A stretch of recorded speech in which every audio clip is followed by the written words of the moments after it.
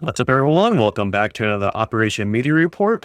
I want to say thanks for the amount of interest over the past weekend. I never have seen such an interest in this program or this channel in quite a while since I started it, and a lot of new faces. So let me take a moment to reintroduce myself. I'm Sal. I run the Operation Meteor accounts on various social media platforms. I designed this program along with other sections to educate folks on what's going on in the Gundam trading card game and Assemble. I've been playing trading card games probably since the late 90s at this point. I kind of an old man in the gaming world nowadays, unfortunately. I hate to say that. And I just like talking about everything going on with the Gundam card game. I've been a huge fan of Gundam from when I first watched it in 2000. I've been a huge trading card game ever since I played Pokemon when it first launched way back when. And so my job here is to hopefully help you guys get the resources you need, create some discussion, and give some insights and some personal opinions about the game. So thank you for all who've been with me since day one, and welcome to the new folks that have decided to join me along in this journey as we continue through the Gundam card game where Iron Bloom just came across the corner. We've got a little bit of news to work with. So with that, let's go ahead and jump into some Bandai announcements. First of which, Bandai did put out a public announcement on September 25th. And we'll go ahead and go over that real fast, and we'll talk about what they wanted to discuss. We're looking at this announcement, like dated September 25th, so 5 days ago from when this premieres. Thanks to the overwhelming passion and enthusiasm of our players, Bandai Card Games Fest 2025 recorded the highest ever attendance in the history of the event this past weekend in Dallas, Texas. The attendance exceeded our expectations, and we sincerely apologize to all of our guests for operational challenges that resulted. Bandai Card Games Fest is committed to providing players with the best fan experience every year, and this year's event fell short. We are already working together with Bandai Card Games and organizer Play TCG on solutions to prevent future issues, enable us to deliver the premier card game event that fans come to expect. But while we understand that frustrations felt, the aggressive conduct by some of the attendees, including assaulting staff, abusive language, is completely unacceptable. We cannot allow conduct that endangers either our attendees or staff. So we ask for your help for creating a safe and welcoming environment at future events. Thank you for understanding and continued support. We look forward to seeing you at the next Bandai Card Game event. So I think this is kind of one of those things, like they want to acknowledge that there's a problem with this event, and I was there personally, and I did have to say this was one of the worst attended event on various levels, from logistics to an organization to a retail issue. The other thing I will say that was good about it was that the organized play for the Gundam main event was decent, but all the side events were kind of lacking in some respect. And at least the vendors there for food and drink were at least in the hall. And that's all about I can say. But I did a huge thing about this last week. If you wanted to go check out that video, kind of get my thoughts. That's me kind of recalling my experience from that event. I think this is kind of like a short-term statement, I guess you can say, because although it admits that they had issues, there's no steps on how they're going to improve. There's no commitment on anything that they're doing outside. We're going to do better, which kind of falls short in my opinion. There's nothing to repair the harm and damage that was done for those who attended the event. And I don't know outside of that what else they could say that could help, mend up the relationship that they caused with folks, because they got a lot of pushback from pretty much everyone. It just wasn't Gundam. Digimon, Arena, One Piece, Dragon Ball fans all got burned at this event, and there were thousands of people there. So we'll see how that goes going forward, and as we continue to kind of run through some of this in future events. Going on, we'll go ahead and get to more events with Bandai. We've got Link Station 14 came out. This was a trip to the official Gundam card game shop in Japan. They had some assemble things. So if you're curious on, the process it takes to get the assemble minis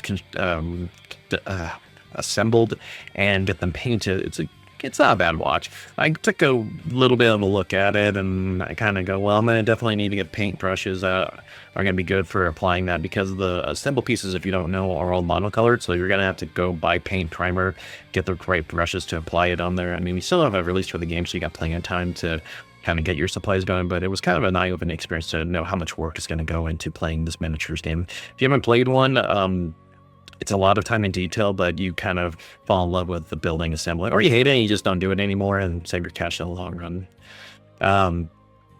There was a survey that for this past weekend for the Iron Bloom starter event.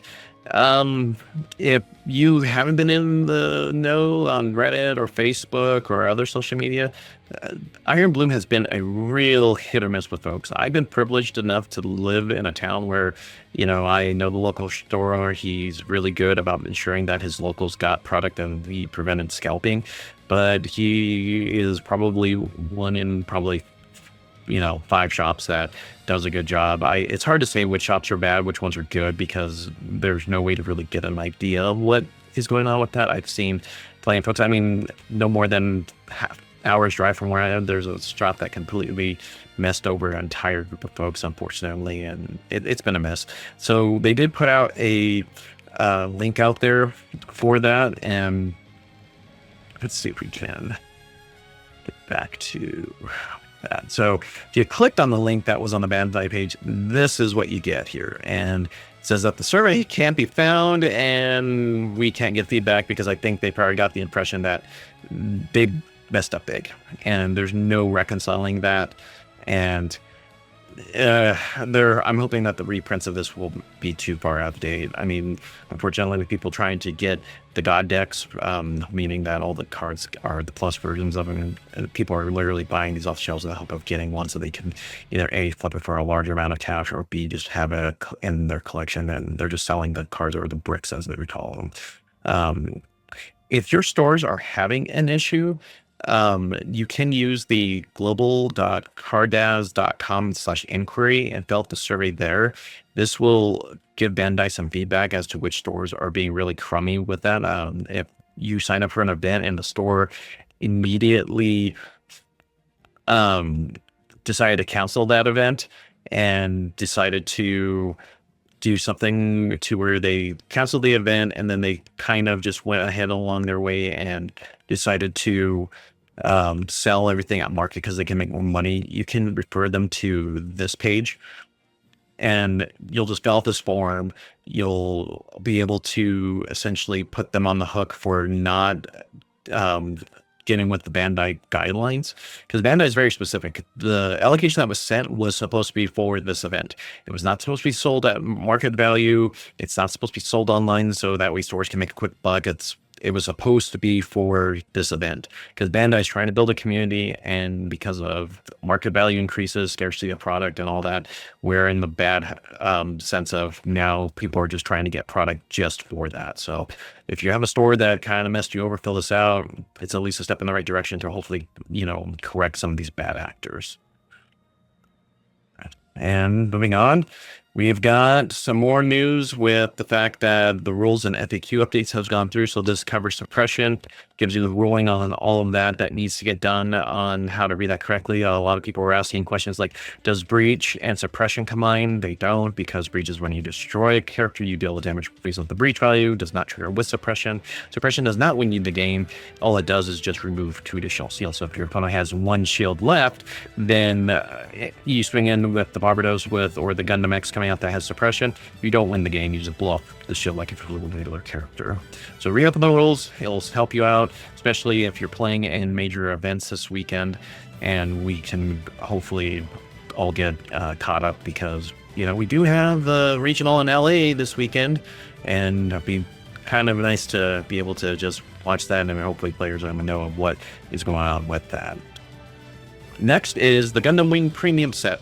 Bandai put out another announcement saying, thank you all for your patience. We're excited to announce that at the Premium Bandai Festival 2025, scheduled for this October, additional orders for the Gundam Card Game Premium Accessory Set, Mobile Suit Gundam, have been confirmed. But that's not all. Many more exciting announcements are on the way. Stay tuned for further updates. So, This is huge because I know I missed out on the first wave. I was fortunate enough to get on the second wave to get one of those nice boxes. It comes with resources. It comes with, additional alt arts of certain cards. The deck box is nice, and then there's the collector's animat. So you missed out. Pay attention to the Bandai social media pages because they only give you about a 2 to 3 day window. Sometimes I got this exactly, the day before they make that announcement, or it's on a weekend where I can't get the information out super quick because I'm not in front of my computer. So pay attention. If they happen to give me a date that's earlier than, 48 hours, I can try to put something out there so you guys can take a look at that. So as far as the many more other announcements, maybe more stuff. The online regionals, One Piece has online regionals, so maybe they'll announce that or more product along the way. There is a restock. Bandai had put out a while ago that there's a restock of sets 1 through 4. I'm assuming set 5 will get a reprint since there seems to be an issue with supply. Speaking of tournaments, this past weekend we had the offline regional in Spain where blue, white, and green, blue were in the finals with the blue-white deck winning. So with that, let's go ahead and take a look at the deck here. Pull this back up. So if we go to the Eggman, go to our tournament list, and then we go into the set betas here, we can go ahead and pull up. We can pull up the winning deck here. And we'll take a quick look. So a couple things about this deck that's kind of interesting to me, and we'll probably do a deeper dive over the weekend, is that we have the standard package of blue-white, Zords, Elfrits, the RX-78 Gundam, and the Ale Strike. But we also get some interesting things here because typically you don't really do both. You don't put the Freedom Gundam with these guys. It's usually you pick one package over the other. A lot of folks have been not playing with the Unicorn. So it's very high rolling in the sense that you can get pilot locked with having too many pilots in hand. They also win a little bit more on the bases too, which kind of threw me off a bit. I don't dislike these cards in certain packages. I just haven't seen them combined like this. White base to generate tokens to be more aggressive, or the Archangel to allow your blockers like, the Elfras, the Ale Strikes, the Perfect Strike, and the Freedom to attack again. So we got a lot of playing of draw. We've got Overflowing and Show and a couple of strike packs. So it's got everything. It combines a lot, but you got to be careful piloting this one because you can either want to run two things. You can either in a position where the pieces don't mix well together because you don't have the right combination, or you might just end up in a spot where you're just spending a lot of resources just to draw what you need. So give it a look. You can find this on the Eggman page. We'll probably do a deeper dive over the weekend before the main tournament starts on Sunday in LA and kind of go over what we might be expecting to see on those events. And with that, let's go ahead and get into our card reviews. We've got a few over the weekend. We've got first the Gundam Astron, red, level 4, cost 3, new UNE, 3 AP, 3 health, link pair, new UNE, activate, remain support. Deploy, choose one of your other new UNE units. It can't receive battle damage from enemy units with 2 or less HP during this turn. The G-Quox, Omega Psychomu, red, level 4, cost 3, clan trait, 4 AP, 2 health, link pair with Amate Yuzihara Machu. Deploy. If another friendly clan unit is in play, choose one enemy unit, deal 1 damage to it. Amate Yuzuriha Machu, red, level 4, cost 1, clan, and new type trait, plus 2 AP, plus 1 health. First, add this card to hand. When linked, look at the top card of your deck. If it is a clan card, you may reveal it and add it to your hand. Return any remaining cards to the bottom of your deck. G-Quox, Omega Psychomu, this time level 5, cost 3. When linked, if another friendly clan unit is in play, this gains first strike during this turn. It's got the clan trait, link pairs with Amate Yuzihara Machu, 4 health, 4 AP. And then we got the Gelgoog, red, level 2, cost 1, Xeon, 2 AP, 2 health.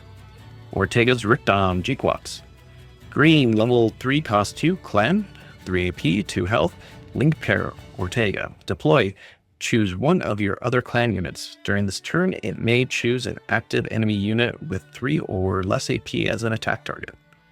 Shiger Frost, red, level 4, cost 1, new UNE, plus 1 AP, plus 1 health.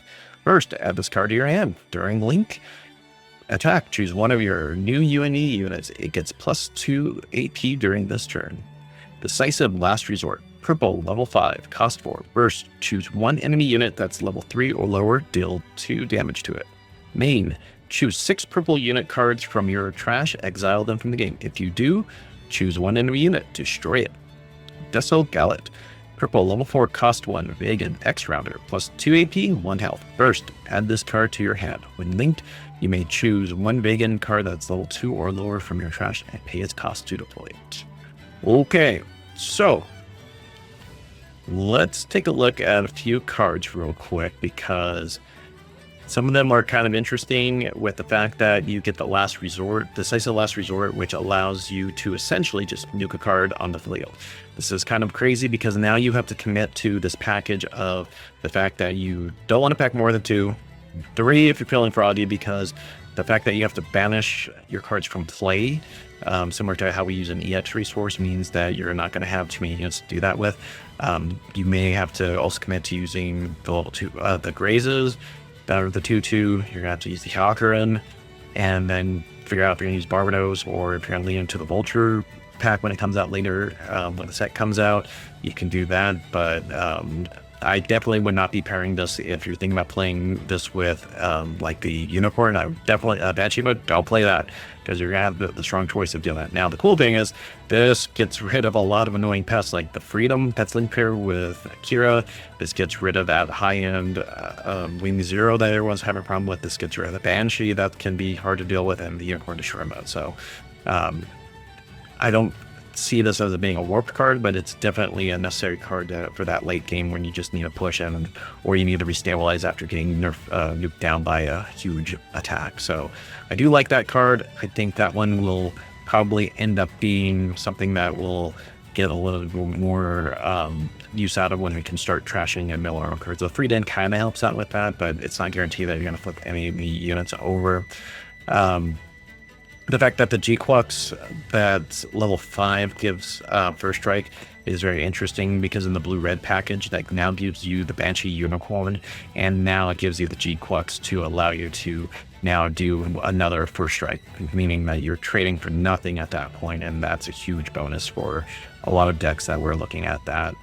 And then we get another pair with the level 4 version for Machu. So Clan's coming out with some interesting cards.